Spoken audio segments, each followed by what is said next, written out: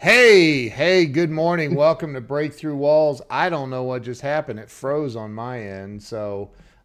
Anyway, hey, we're here. We're here. I'm Ken Walls, and I am your host, and I'm very excited to welcome a guest that I have on today.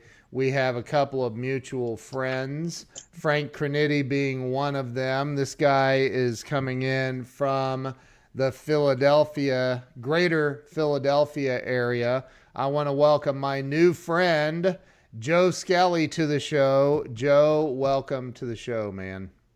Absolutely, Ken. Thank you for having me apart. Dude, I'm excited to have you here. I created this show about a year ago, and I've interviewed some amazing people. And the reason I created this show was I've been Frank Crinitti just shared this out. Thank you for that. Thank you to anybody who shares this out, by the way. But I've been blessed in life, and I thought, what's a way I can give back the most, and so I started interviewing people every single day just to get their stories out, because I believe that by hearing how other people face hardships, hit those walls in life, and bust through them and succeed in spite of all the crap that life can throw at you. I think that motivates people. It helps people, man. And so I'm excited to have you share your story today. You and I talked a little bit the other day, and man, you've definitely had some ups and downs. So I'm excited to have you share today. Yeah, listen, and I'm excited to be able to actually share the story. This may be the first time, really, in any forum that I've had an opportunity to truly tell the story, as it's gone. And I'm clear that we all have a story, and so it's an opportunity, to share. I think over the last number of years, the more opportunity I've had to just kind of open up and talk honestly about the things that I've been through. You realize that you're not alone. We all have Right. that story, and we all have things that we have to overcome. Right, So right. So why don't we start with you just kind of sharing where you were born and raised? Start there. yeah, absolutely. So I was born and raised in Chester, Pennsylvania, just outside of Philadelphia, just south of Philadelphia. So I'm about 30 minutes, minus some of the crazy traffic we can get direct to Center City. Born and raised, I've never left. Delaware County, Pennsylvania is pretty much all I know. And right now I reside with my beautiful wife Laurie and my son Dominic, who's 17, and my daughter Brianna, who's 9. We live right in Garnet Valley, Pennsylvania. So we kind of border Delaware, just outside of Philadelphia. I got you. So just so we're clear, you're a huge Steelers fan. we talked about that on Monday. I know. No, It's my life's mission to convert all of you Philly guys over to Pittsburgh. Hey, what'd you say? That ain't gonna happen. that happened. I don't care how many Super Bowls you win. Oh, dude. So so um so listen, like growing up over in Delaware County, Pennsylvania, which is a beautiful area, by the way. If you've not been there, I suggest you go, because I just spent 8 days over there with Frank Crinitti, and holy moly, it's beautiful, man. The rolling hills and it's gorgeous over in that area. But let's talk about growing up as a kid, what it was like with mom and dad. I mean, were your parents married, divorced? Were they, what was it like for you as a kid over there? So growing up was interesting, really to say the least. And my mom and dad were married most of my life.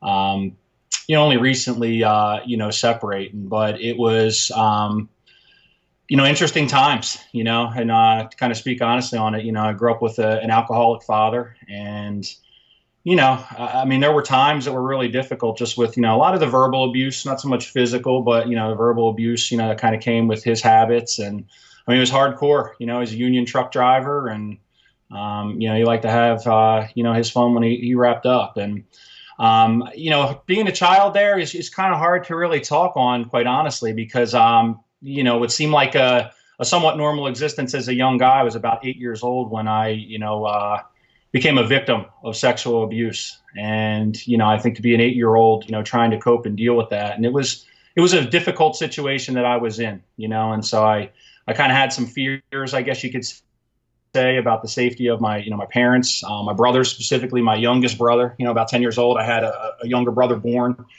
so it was just something I more or less kept under wraps, and so I tried to be as, as normal in the setting growing up as I could be. But it really weighed on me internally, I mean, just a lot of confusion, just, lost, needless to say, and just really struggled through my teenage years. You try, like I said, you try to be as normal as you can with your friends and playing sports, but, between the physical abuse that I endured over the course of a couple years, as an 8-year-old, coupled with the verbal abuse from dad, it just, it left me in a pretty lonely place, needless to say. Sure. So that's how things got started for me, at a young age. Yeah, and dude, I can relate to some of that stuff, man. So, as a teenager, did you find yourself? I mean, I found myself and by the way, Brett Grossman just popped on. Do you know that guy? Yeah, we met a time or two.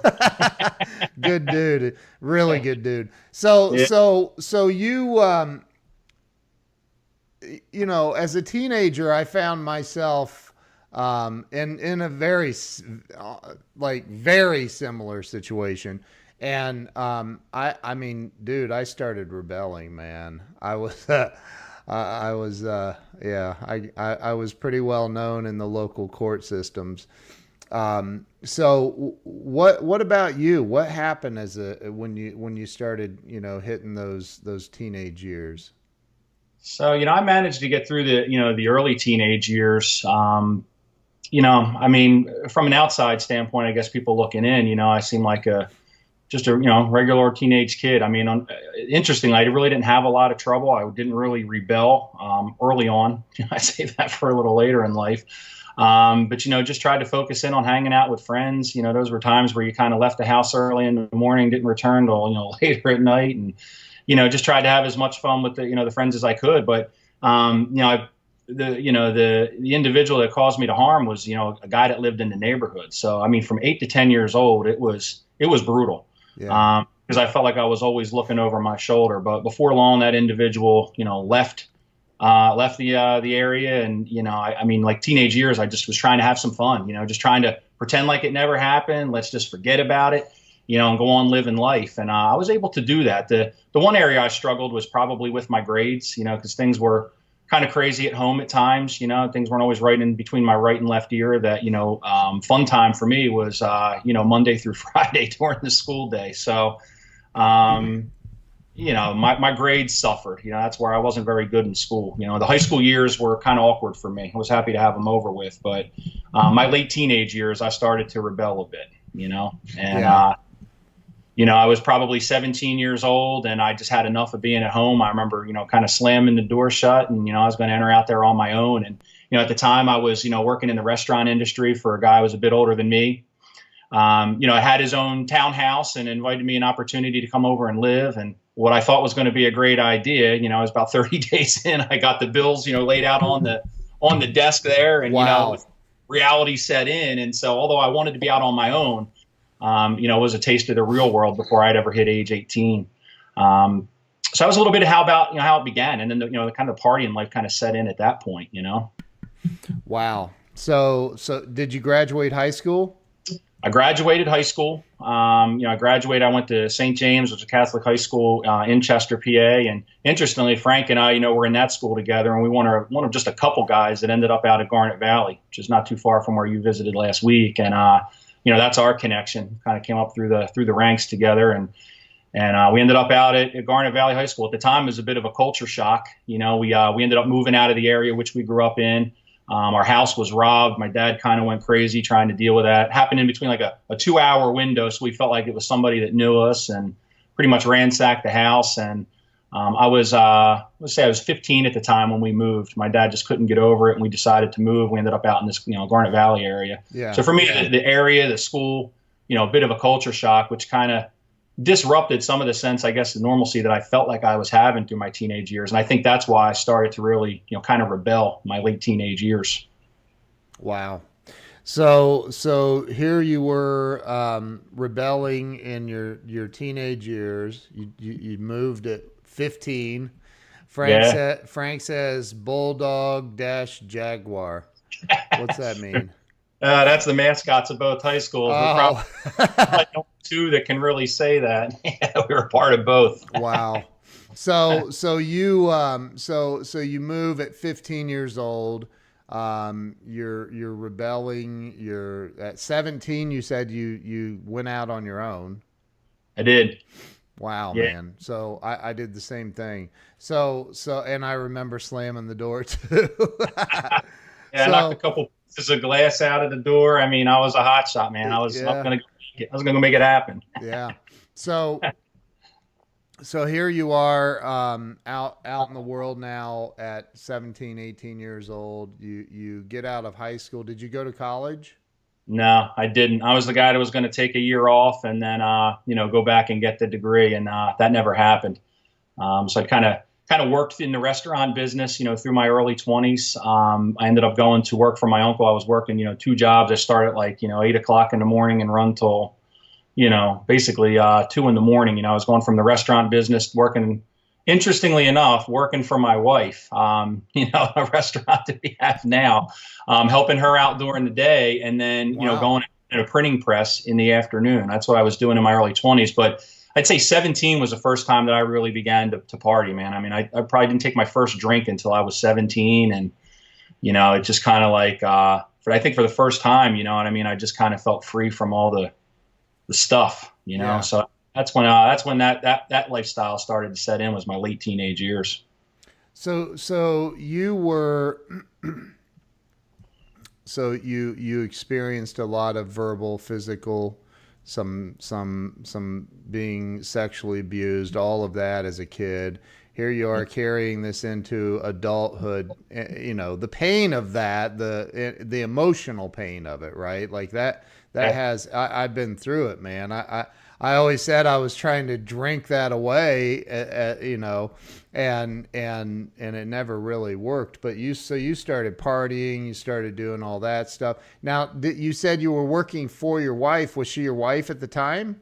No, we were actually just good friends from high school. When I first moved into the area, we rented a home from her aunt and uncle. So There was just that next door connection. Our younger brothers were good friends, and we were just kind of, friends through high school as much as we could be. I mean, there wasn't a big friendship. She drove us to school. We were social and, kind of saw each other here in the area. But what happened was I was, just making a cheesesteak here. It's kind of a funny story from my brother and his friend. And I told him, I said, hey, your sister needs to hire me. Well, that guy ran home and told Laurie. Next thing I know, I was working at Megan's during the day and then going to run the printing press at night. But that's where our friendship evolved, and obviously, eventually, our relationship into marriage. But it's kind of a cool story how that all went down. So would you say that you make a good cheesesteak? I think I do, man. It's kind of a rite of passage here in Philadelphia. You root for the Philadelphia Eagles, and you got to learn how to. Dude, I had my first authentic cheesesteak. I was like, what? I don't know what it was called, Jim's or something. I don't know. Frank didn't disappoint you. He knows all the hot spots. Yeah. Well, next time I'm out there, we got to get together, and I'm gonna have one of your cheesesteaks. So, yeah. So you okay, so now you're in your mid-20s. You still partying? Oh, yeah. And holding down 2 jobs? Yeah. Yeah, this is where the story starts to heat up a little bit, Ken. Like I said, I managed to get through to high school and, in teenage years, to the best way I could. And, ultimately I got into my 20s. And so, really what happened here is, just to kind of take you through this interesting time in my life was just, getting out at 17. I'm living with, like I said, a guy who's probably 24, 25, to the partying's going on. I mean, like they said, just, working in that restaurant, doing the printing press deal. But then, I was also at the time working at Outback Steakhouse. And that was after I kind of, passed through that, like that whole experience, and doing all the partying, that's when I took the position at Megan's.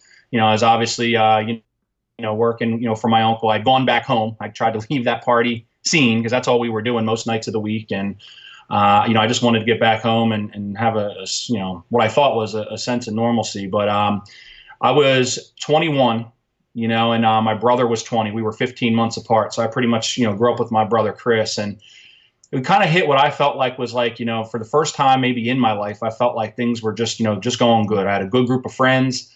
We were having a good time with these friends. We'd have people over. I had the basement refinished in my parents' house where I was able to, kind of hang out and spend time. And, my brother and a few guys were hanging out. We were always, doing our thing together. And, one night we had gone out to a bar, in Clifton Heights here in Delaware County. And, I left early because I had this, printing press job was no joke. The work that I was doing there, I had to get home early. Yeah. My brother makes it back with a good friend. His name was Nick, who was living with us. He was literally living with me in the basement, and at the time, just, spending a lot of his time there just to kind of get away from his family. And I remember being home that night. I remember my brother and Nick disappearing for a little bit. And I'll never forget what ensued beyond that. They had taken a ride and goofing around in the car, and my brother ended up flipping a car, and, Nick was killed in the car accident.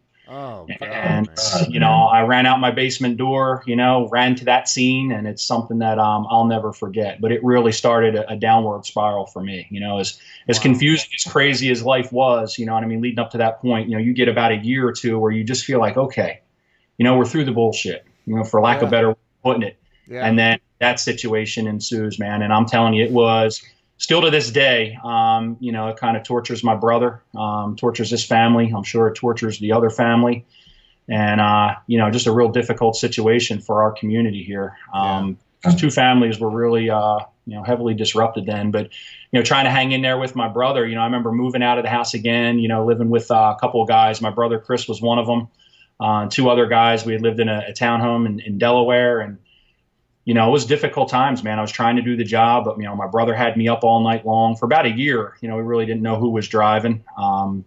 Maybe Chris knew, but, I think he was in such a state of shock. I think it became clear. Yeah. And he didn't up on that till about a year in. So it just made a difficult situation, I think, a little bit worse. But, just seeing my brother go through that was really difficult, man. So, I was up most nights of the week trying to help him through that. And, then eventually my brother, went to jail, for the crime that he committed. And yeah.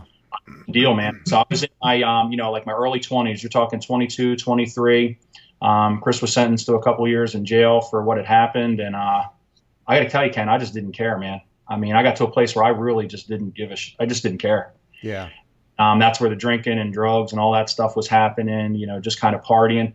I ended up having, a little boy when I was years old in the midst of all this craziness. Yeah. Yeah. I thought that might settle things down a little bit. It did. I guess it took the edge off a little bit. But I got into my mid 20s, just kind of bouncing around different places to live. And, my wife at the time, interestingly, she was engaged, and the engagement kind of fell apart. She and I had always been good friends, and, I needed a place to live. She needed a roommate. And, we kind of laugh about that story now. Wow. That's how kind of came back together, and where everybody thought I was helping her through a difficult time, she was really, really helping me through a difficult space. But, things didn't really settle from there, man. You think getting married, and I had, a safe place to take my son. My wife is, real reserved, as good as they get. I thought that would be enough to kind of settle me down and kind of quiet the, the demons that lived within, man. But it wasn't the case. So, Wow. I just kind of stopped there, but you could see, like, in my early 20s here where, I got to a place where, I didn't care, man. It was like the verbal abuse, the physical abuse, just like everything that went wrong seemed like, it was going wrong, at the time. So let me ask you, so you had a baby at 24? Yeah. Was that with your wife? It was with a previous relationship. Oh, okay. Okay.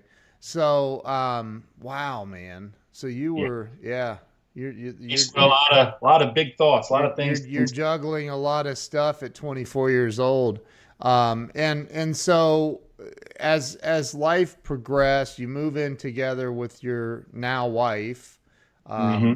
You weren't married though, right? You were living in sin. I'm just kidding, but That's I'm kidding. But you were so, funny. huh? I said, that's funny. I like to laugh, man. That's more or um, less what I was doing. yeah. So you move in together, and you're kind of helping each other. It sounds like.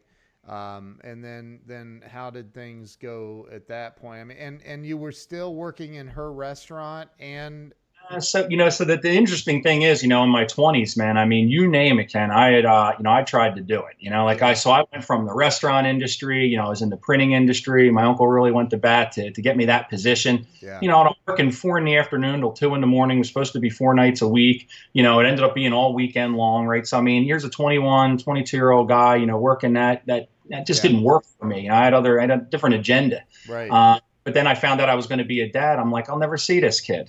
So I ended up, breaking free. I wanted to kind of enter into the sales world, and I just took a chance, working in a window and siding company. I went into, basically finances, I guess you could say. I ended up as a mortgage broker for a lot of years. I was in wow, direct sales. I tried a couple of different cracks at network marketing. I mean, just trying anything I could do just to kind of find my way, just to create a win in life. One of the things I used to listen to my dad say to me, it's the only thing that really stands out. And he is who he is, and we have an okay relationship today. It's as good as it's going to be. sure, Looking back, I guess the guy did the best that he could. So I try not to blame my mistakes on him. I mean, those days are done. But I mean, there was one thing that he did say, whether he realizes it or not. He had this. He liked to tell us we weren't going to amount to much. You know what I mean? That was one of his favorite sayings, when he was pissed off, you know what I mean? And maybe it was if we continued living the way we were living. I don't know. But he kind of said that enough to me that I was always out to prove him wrong. yeah. I was just trying to find a win, man. I was just trying to find a way that I could, have a level of success in life. And I want to let me interrupt you there, because I yeah, want to make a point about what you're talking about, because I went through the same thing, exact same thing. And like, you get a chip on your shoulder, and you get this I know a lot of people that have gone through that end up serving life sentences in prison, right? They use the chip in a different way. But you use the chip to look for, ways to prove him wrong. Like, no, I am going to win, right? I mean, that's right. Yeah. That it became all about, for me. Right. The So problem you is, got yeah, in. it wasn't. Go I'd ahead. say the problem is there, Ken, I wasn't able to create the win, Yeah. so it kind of mounted. Oh, you weren't able to create the win. Not at the time, nothing seemed to work out for me. I mean, going through my 20s there, nothing really seemed to work out.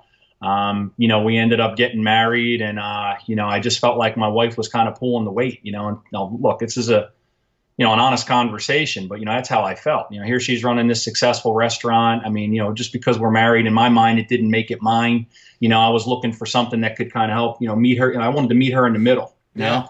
and then just that seemed like everything we tried to do, man, it just didn't work out for me. But looking back, it's just because of what was going on in between my right and left ear. I Sure. was focused on a lot of the wrong things, and it's really why things didn't work out for me the way that I had hoped.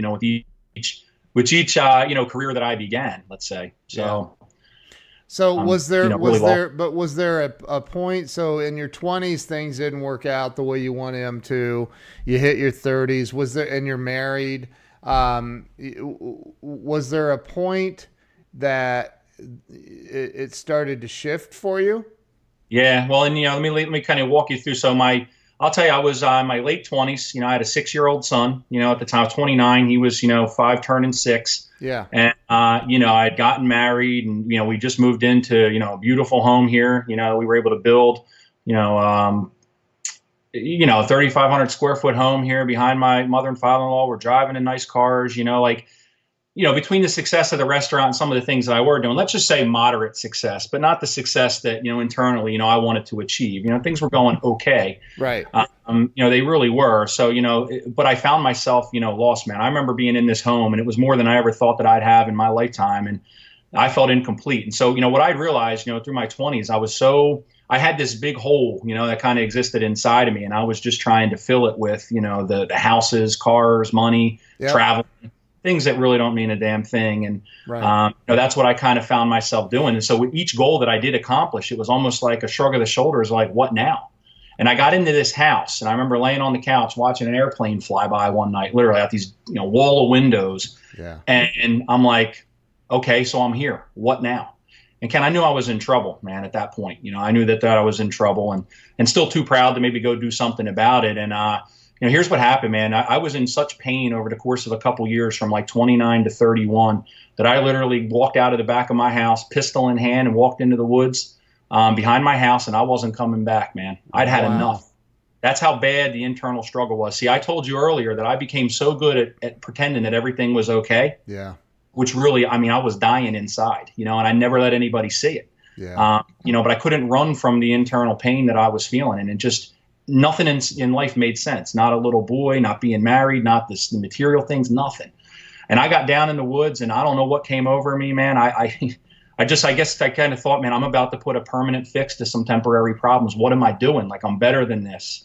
I can't do this to my wife. I can't do this to my kids, my family. I can't do this, and man, I'll tell you, I wrestled with my thoughts for what was, probably 2 hours down in the woods, which felt like an eternity.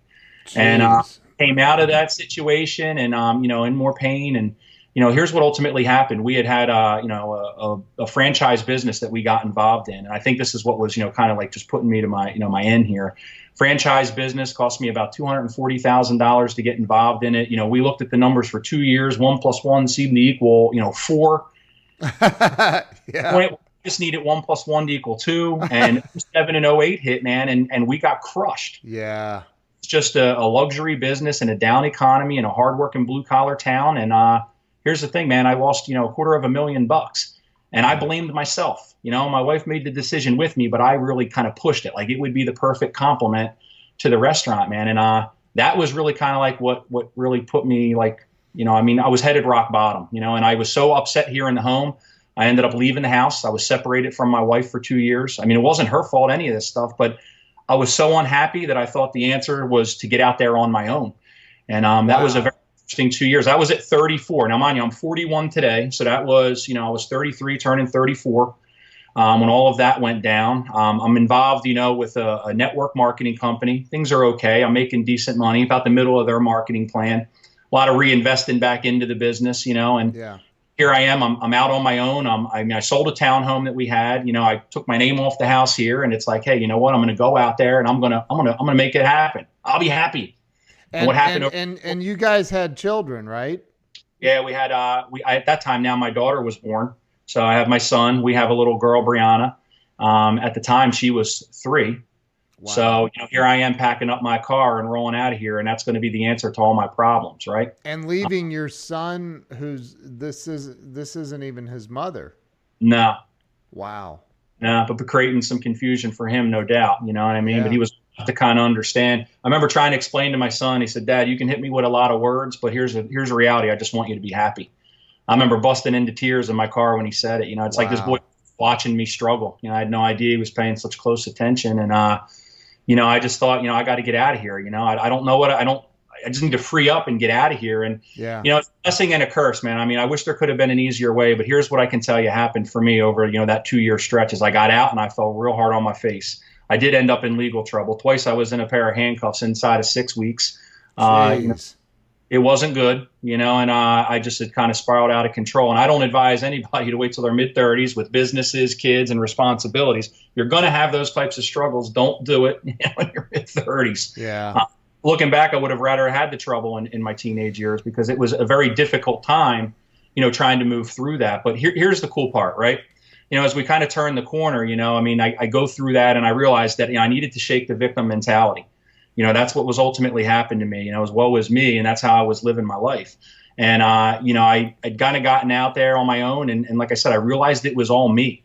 And in order for things to change, I needed to change. This wasn't anybody's fault but my own. Everything that was going on in my life was a direct result of choices and decisions that I was making or had ultimately made in my past. But let me ask this. Was that while you were sitting in jail, or was it when you were I mean, were you just like, okay, I just got out of jail the second time, or where was the?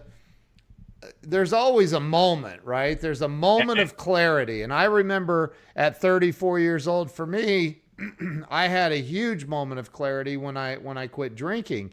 But like, when was it for you? What happened? Was there something that built up to that moment where you're like, Yeah, all right, well, enough?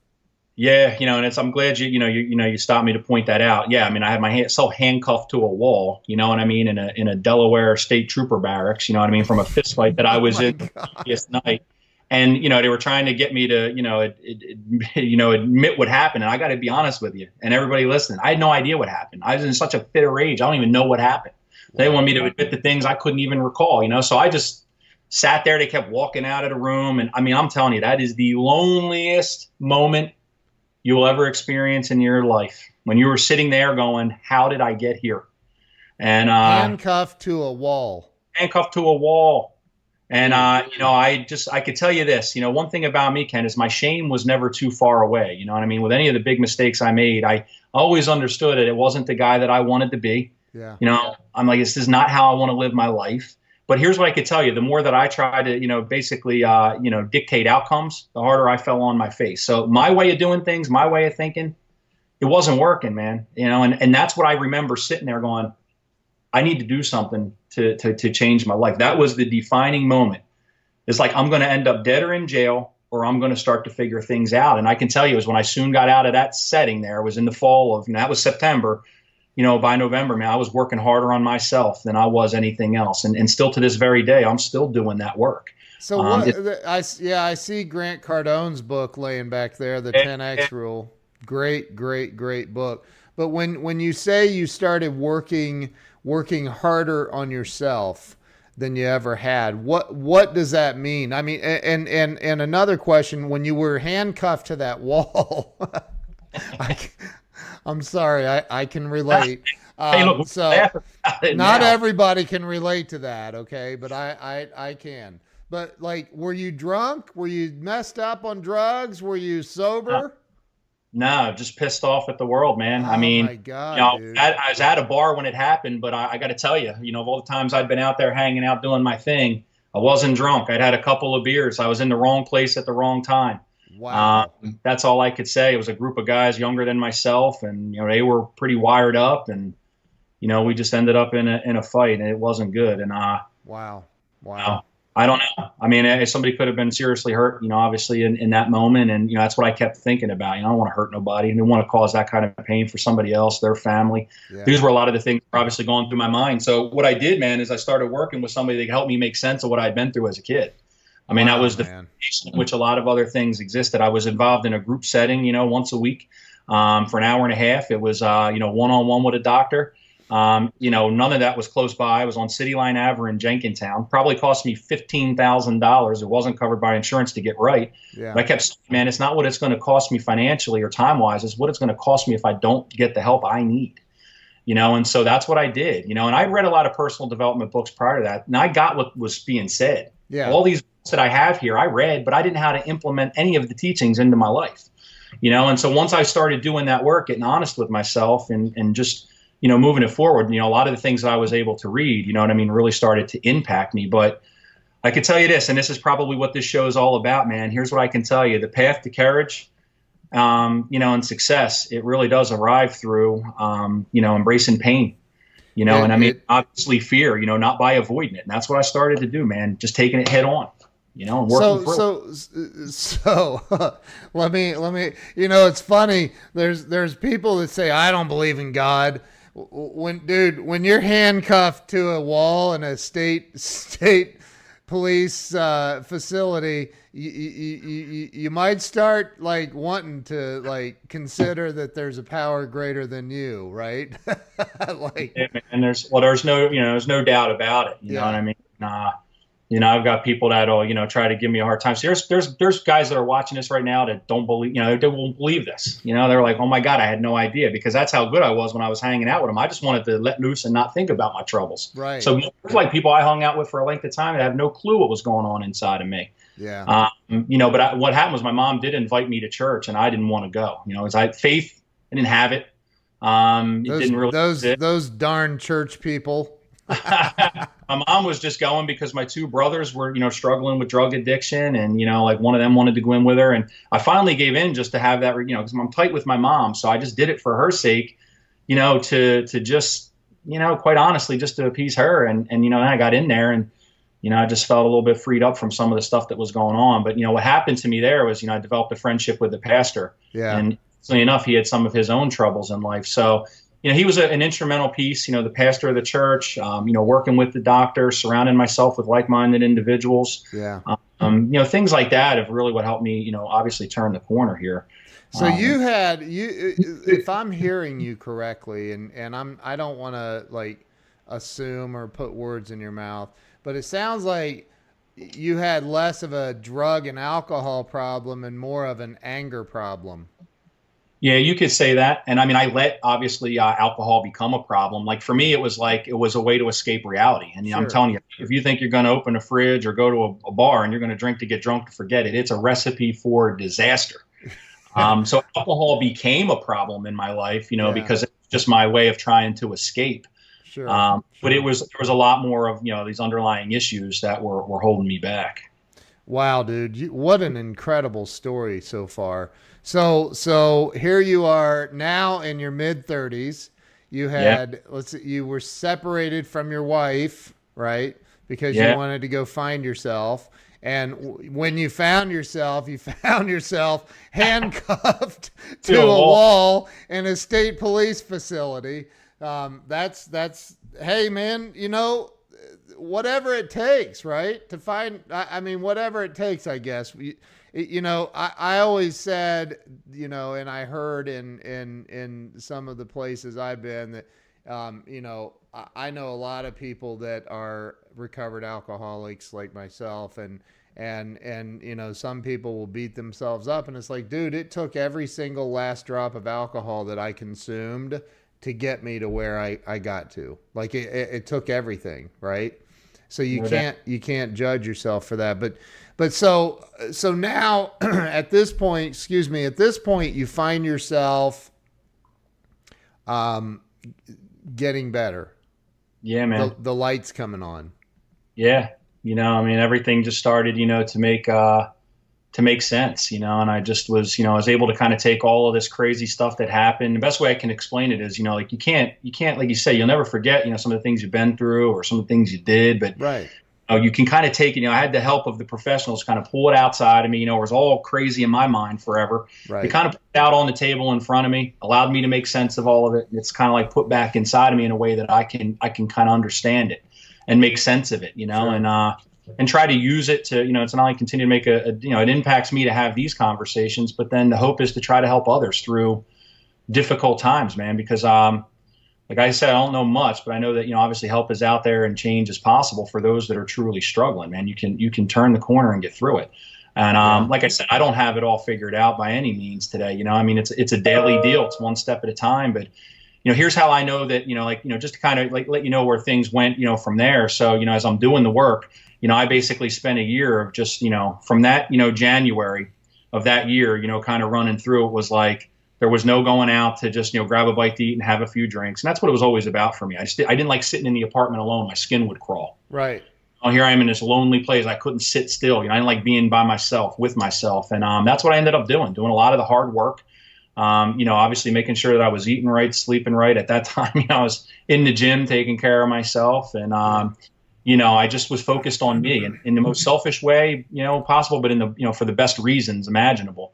And what started to happen is, I'm hanging out with my wife, spending time, with my little girl. And, what we were able to do is just, I didn't rush that situation. It took about 9 months to kind of come back together again. And that's what ultimately happened. I was so focused on all of the right things in my life that, I noticed a lot of the right things started to show up, most importantly, being able to reconnect with my wife, who really, wasn't at fault for any of the things that went on. She just kind of got caught up in it, unfortunately. And she had no idea what I'd been through. I never opened up to talk about any of this. Wow, dude. Any of the Wow. sexual abuse issues until I was 34, turning 35. I finally just got honest about it. And that was a part of doing the work, and we were able to kind of get ourselves back together. And, obviously in doing so, I took a position in financial services. So I've been at that now about 6.5 years. So, And okay, so you like, dude, okay, like that's crazy. So you went through all this stuff, but like the pivotal moment for you was literally was it in that cell in the state police? Yeah. Wow, dude. Because I was there, I was quite a few hours, and most of that time, Ken, I was alone, man, in the truest sense of the word, alone. Yeah. And that was, and then shortly thereafter, your mom invites you to join her at church. You connect with the pastor who you find out's been through his own stuff, and you start working on your spiritual development and self development through other books. Like, what are some of the books that you read? I mean, I have them all here. I read a lot of like Eckhart Tolle books, The Power of Nows I'm Love looking at. Eckhart Tolle. Like the one Brett talked about. I mean, I've read all of the great sales books, Yeah.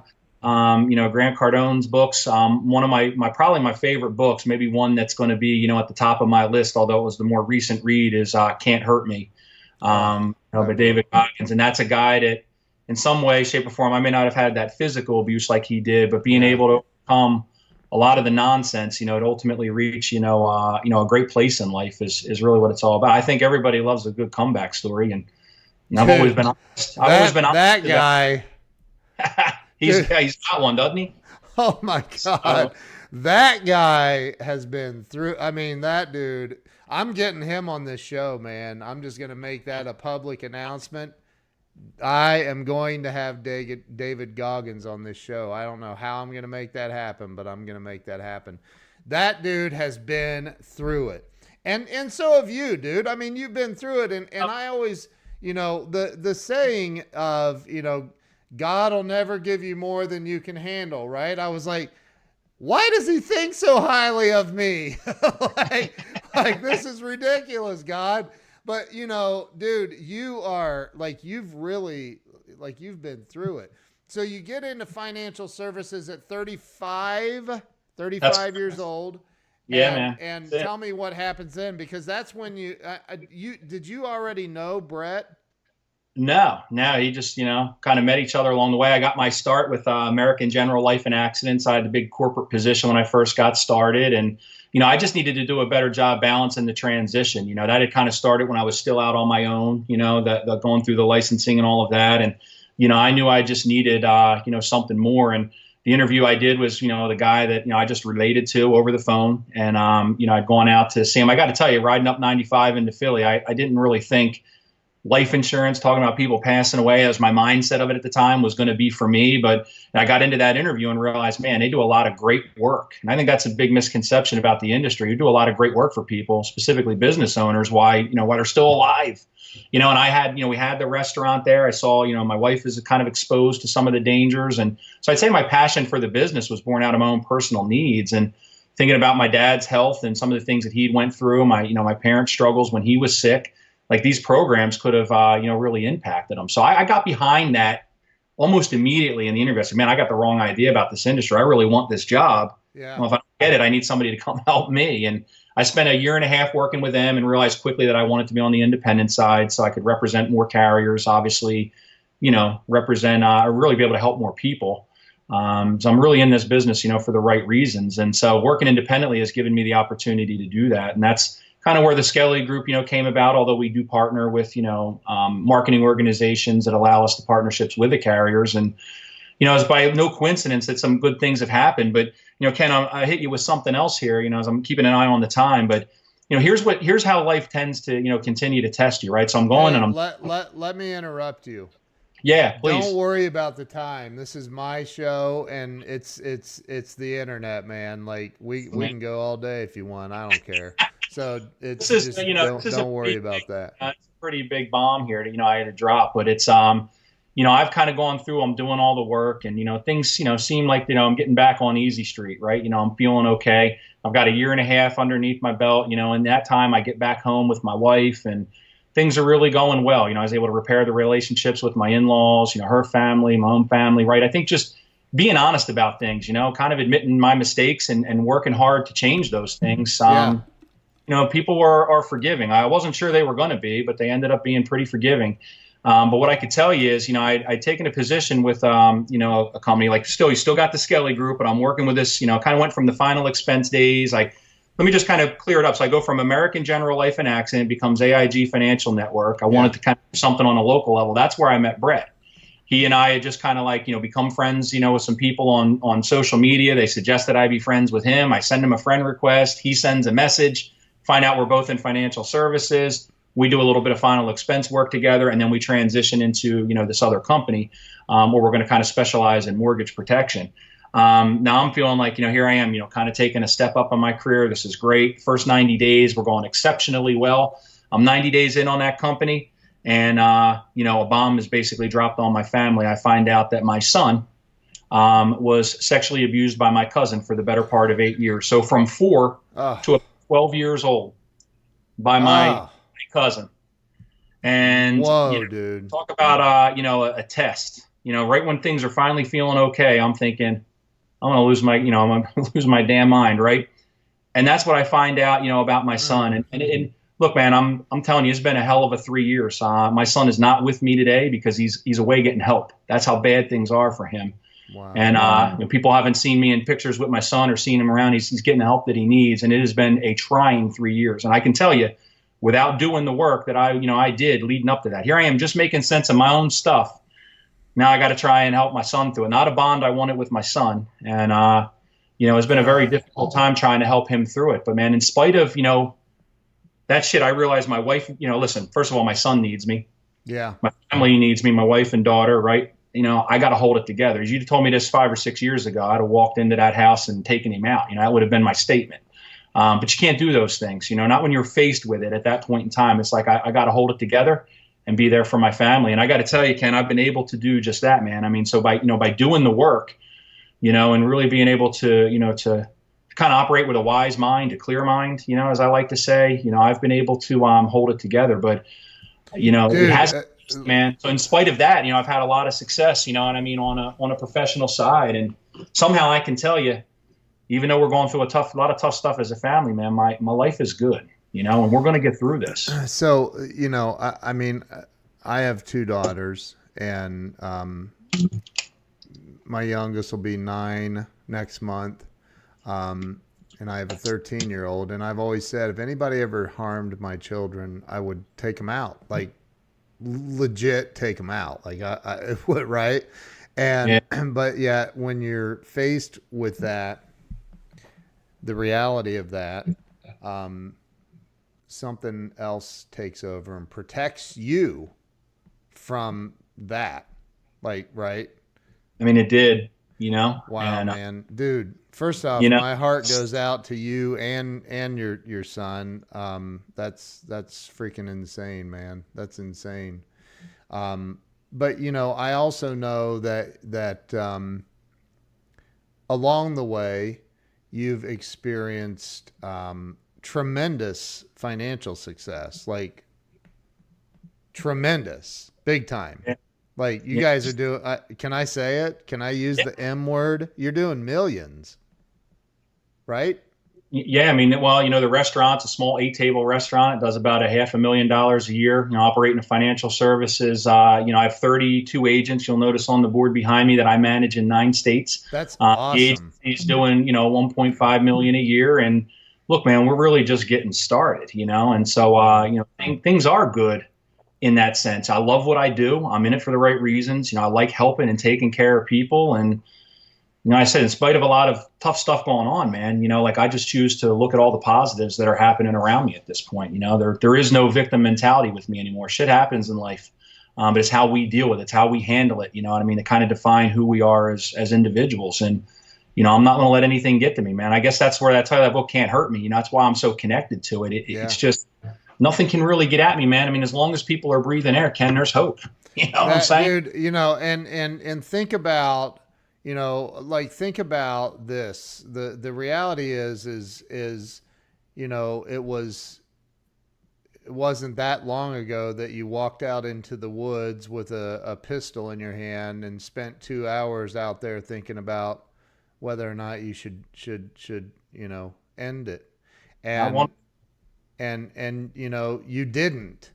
Had you done that, like, who would be there for your son, right? Like, how would that have gone down? So, like, dude, everything happens the way it's supposed to happen. I truly believe that if we take responsibility, and you've done that, dude. Yeah, I mean, look, it hasn't been easy, but it has been, so worth it because you're right. That's what I kept thinking. I got a little boy here, and I didn't know any of this stuff was going on with him, but I know he needed me. I didn't want to take the easy way out. I decided as one of those other defining moments for me. The situation with my back up against a tree, not too far from the back of my house, and being handcuffed to a wall, were some defining moments in my life, and like I understand people's struggles, man. I do. I know a lot of people out there are hurting and going through it, and Yeah. probably wondering if they can turn it around, and that's why I guess I felt compelled to have a conversation, an honest conversation today to say, look, man, you can get through it. I mean, I used to think life was so hard. I don't really believe that it is anymore. You know what I mean? It's just like I said, one day at a time. Look, some days are better than others, right, man? But Yeah. in all, I've got a lot of blessings in life, and we're going to work hard to get my son to where he needs to be so that he can live the life that he deserves. But, I'm focused on all of the right things, with a lot of challenges behind me, and so, like I said, it's by no coincidence because I keep working hard. I keep doing the work. Yeah. I mean, I still get together and talk once a week. I am still doing the work. And I mean, there's no end in sight on that, right? There's no agenda. See, that's so I love that, man. I love hearing that because and again, I'm not making this about me or anybody else, but like that's where people don't get it. They start going well for them, and then they stop doing the things that were making it go well. Like, what the hell's wrong with you, man? Like, start doing the stuff. Like, I went to church and accepted, Jesus as my savior. My life turned around, and then I started becoming an idiot again. Like, what? Like, dude, just keep doing what you were doing that was making your life go up. Like, keep doing that stuff, right? Let me ask you this, though. And I want it from your opinion, because I know that, you have all these agents that you manage. You guys are doing, I know you're doing millions of dollars in business now, and you're really killing it. And I know you're dealing with the thing with your son, and that's awesome that you're helping with that, right? Because how many kids grow up that never tell anybody, nobody ever finds out, and it's screwed, right? Right? Yeah, they find themselves handcuffed to a freaking jail wall right? Because they never dealt with the pain and and processed all of that. But so let me ask you this. What do you think, in your opinion, holds most people back in life? Because I have met literally thousands and thousands of people. I've hired, I don't even know how many salespeople and trained over the years, but they always have excuses. Like, people just have these damn excuses in life, man. But what do you think it is that holds people back the most? I could probably sum it up in one word: fear. False evidence appearing real. Yeah. And people just find it easier to live inside the comfort zone. And that's, I guess I learned a little while back, everything you want is just outside of that comfort zone. So I guess,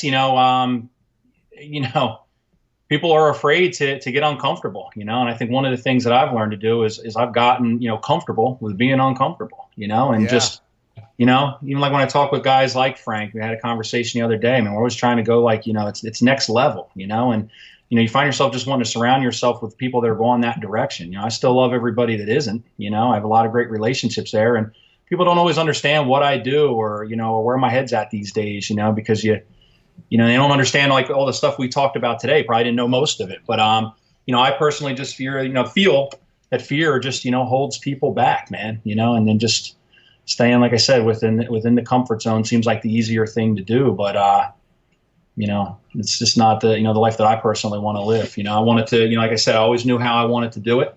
I knew the kind of guy that I wanted to be. I know the way that I wanted to live my life, and I'm going to do what it takes at this point, to make sure that happens. I mean, I'm 41. Yeah. I don't like maybe how the first half of, I kind of look at it like this, like I'm maybe at the halfway point. Who the hell really knows? But right. That's my mindset is that. Sure. I got the rest of my life ahead of me, man, and I'm going to live it out on my terms the right way. You know what I mean? That doesn't mean I'm trying to dictate control like I did in the past. It just means I'm going to work hard and remain focused on the things that are important, which is my family. It's all about a work-family balance for me right now. And it sounds like it's also about flowing positive energy and help, genuine help to other people. And that's it. Man, there's a lot of talking heads on social media. You see it, oh, go help, but they don't really help other people. They just talk about helping other people. And you seem like one of those people that actually puts your money where your mouth is, so to speak. I know you're involved in the Delco group, the charity group with Frank, and I was talking to Frank last night. He called me and we were talking about the dinner thing, and he said you were going to be there, and so and I think it's absolutely amazing. That's what life is about, man. Like, I don't give a crap how much money you've accumulated. I don't care how many private jets you own or how many cars you have. None of that. If that's it, and you're not helping other people reach to the next rung and get to the next place in life, then you suck. Man, that's it. Yeah, I mean, I tell Frank, I told him when last time we talked, and I'm all about, at this point in my personal life and professional career, it's really all about building meaningful relationships. Yeah. And, looking to be a servant leader in the business and industry that I'm in, but it's all about being able to give back to others. And what I love about what those guys have done with that group is it's a way for, a core group of us to really be able to network and maybe continue to help one another in business. Yeah. All the while allowing us, continuing to allow us the opportunity to be able to give back to our community. So, exactly. I mean, it's awesome thing that they put together, and why would you not want to be a part of such a thing? Amen, dude. I 1,000% agree. And that's the thing is, it's natural that if you help other people, like, help just comes to you. It's natural. So let me ask you this. I've told this story before, but I had an employee walk into my office one day. He goes, "Hey, boss, there's some dude looking in the windows of your SUV." And I was in a meeting. I said, "Well, tell him to get the hell out of here." He's like, "Well, I would, but he's got it blocked with a tow truck." I'm like, "Oh, that's not good." I'm like, "Well, you guys all got paid, right?" So I had my car repossessed in front of all my employees one day, and that was a bad day. But my question for you is this. I've been there. I've been through the crap in life. You've been through the crap in life. Somebody that's losing everything. Somebody that's just they're losing everything. Maybe their electric's being shut off tomorrow and they're being evicted. Their car was repossessed. It's just all hitting the fan right now.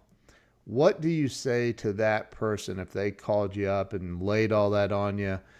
What do you say to them to help them get through that moment? Because you know how difficult those moments are. It's mental, right? Like it really is. How do you help them get through that?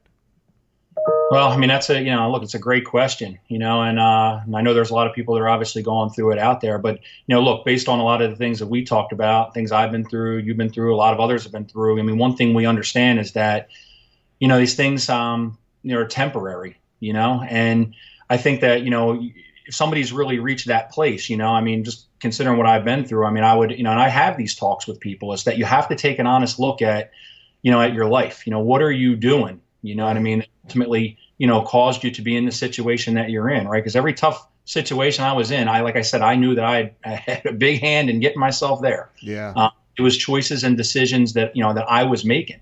And so I would try to help an individual identify, maybe some of the things that they're doing to kind of cause the trouble in their life. And, and begin to try to help them find ways to make some changes. I mean, it doesn't happen, it might be temporary, and maybe the change doesn't happen overnight. But I mean, you also have to do in that moment, right? If all those things are happening, then you got to do whatever you have to do. Yep. You know what I mean? Ends meet, right? I mean, we hear a lot of those stories too. I mean, that'd be the first thing that I'd say. So if I had an agent that was struggling, given the position that we're in and the way we get paid, like, then you got to go work some kind of part-time job. I mean, you've got to do something to be able to hold yourself together, and then, we could kind of build towards, obviously putting you in a position where you never have to experience that again. But, having a whatever it takes, I guess, attitude and mindset to turn it around, but, trying to work them through some of the things that are causing those problems, right? Because it's not just a stroke of bad luck, or it's not the president's fault, or, things that are going on in the world, right? I mean, you hear all this stuff it's everybody blames something, and something for their problems. No, man, it starts and ends with us, the person that we look at and see in the mirror. And I know this, if for me, it's just, a statement that I learned a long time ago. And I think it's a powerful statement. I feel that, the world we live in would be a better place if people stopped pointing fingers and started helping, lending some helping hands. That's kind of where I'm at with it. So people give a call. I mean, look, we've all been through shit, but that doesn't mean that that doesn't define who we're going to be as we live it out. So let the stuff go and start, working on making it better. So that's what I would say, man. Just get out of your own way and start making it happen. That's, like I said, what I was able to do. It reminds me of, everybody's heard of Zig Ziglar. And if you haven't, well, what rock have you been living under? First sales book I ever read, Ken. Yeah. So, mine, he brought me up in sales and what's crazy to me is his son and daughters are good friends of mine. And I actually built the website for Julie Ziegler. I built her website. She's a dear friend of mine. But when I was in the headquarters down in Dallas months ago, they gave me a couple of things. And one is the Zig Ziglar's little book of big quotes. And the very first, when you open this thing up, the very first thing, if I can get the camera angle right, you can have everything in life you want if you will just help enough other people get what they want. And Zig Ziglar said, I'll never forget this, man. Like there was this thing where he said, he was talking to a friend of his and said, I haven't seen you in church lately. And he said, this old boy says, well, you know what, Zig, I ain't coming down there, man. It's nothing but a bunch of hypocrites. And Zig said, and I looked at him and just said, well, buddy, come on down. We got room for one more. It's important to know. And what I love about your story is you've been through it, dude. You have been through it, and you're not hiding it. You're not trying to be fake about it. You're not trying to be it's like you've been through it, man. We all go through the stuff in life, all of us. And it's different for everybody, right? It's not all not everybody's been through the same exact thing Joe Skelley's been through. But dude, you've taken that and you've turned it all around. You've turned it all around, man. And it's impressive. That's all I have to say is it's incredibly impressive who you've become. I mean, I really appreciate that, Ken. I do. And like I said, I greatly appreciate you giving me an opportunity to, to share the story. Like I said, there's a lot of people that'll watch it and really didn't have any idea, and that's okay.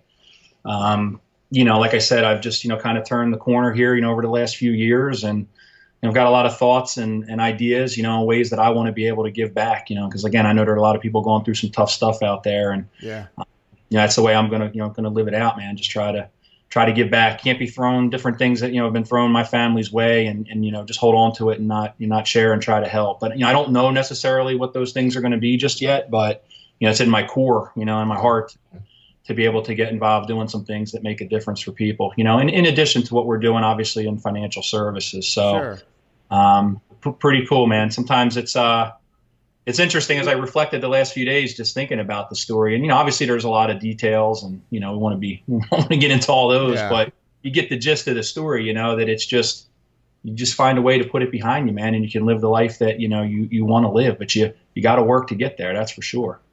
Dude, takes work. You're a good dude.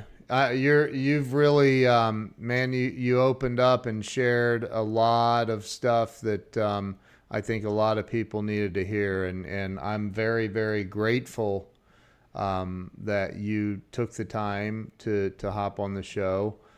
We connected the other day, and I don't even think you anticipated that I would ask you to be on the show. No, I So, had no idea. I said yes, yeah. and then I hung up, and I went, "Oh my God, do I really want to?" You're like, oh, It's time. I said, yeah. I'm going But to do dude, it. it's good, man. It's good, and you're helping people, man. Like you're helping people, and that's what life is about. And I want to say to everybody that's been watching on the Facebook Live, thank you to everyone who has shared this out. Well, I've seen it pops up on my screen when people share, and I've seen a lot of people share. So thank you so much. I really appreciate that. I truly believe that a lot of people need to hear Joe's story. It's amazing. And here you are just, doing very well in life now, and you had to go take all those hits to get there, man. And I'm it's just mind blowing. So good job, man. I appreciate it. Look, man, if all that was going to lead me to where I'm at today, then it was okay. And you're right. Yeah. If this just helps one person out there get through a difficult time they're going through, then it was all worth it. I Amen. appreciate you having me on to be able to share. Awesome, dude. Well, don't hang up on Skype. Thank you to everyone who shared this out. Thank you to all the hearts and the love and the laughter and the so, and Joe, especially to you, thank you for coming on and sharing your story. You're a real rock star, man. Appreciate you.